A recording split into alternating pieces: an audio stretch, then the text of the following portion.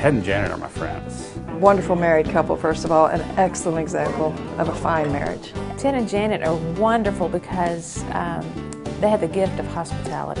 They're very charismatic, great personalities, and they just love people, and that really shows in the way that they lead Bible study, the way that they do Sunday school. Well, Ted and Janet are good Sunday school teachers because they love people, they're passionate, they are consistent in what they do.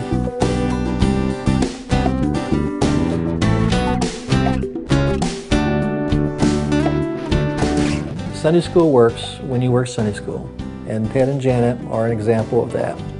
I love teaching the Bible. I'm not a scholar. I just happen to love it. We really, really love these kids. They both contact people every week. They have people over for dinner every week. They're just an amazing, amazing couple.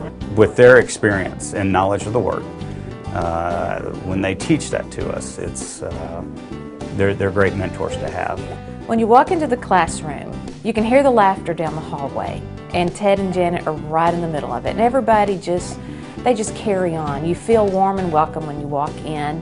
They usually have a breakfast going on, and then everyone visits for a few moments, and then Janet usually starts off the lesson by doing brag bucks. And brag bucks, she'll say, okay, I want somebody in here to brag on somebody or something, and hold up your dollars. And you can brag on somebody in the classroom or your child or whatever, and then we use that money for our Sunday school class, either to do something for a member in the classroom or something that's needed. And then after that, Ted usually starts off the lesson.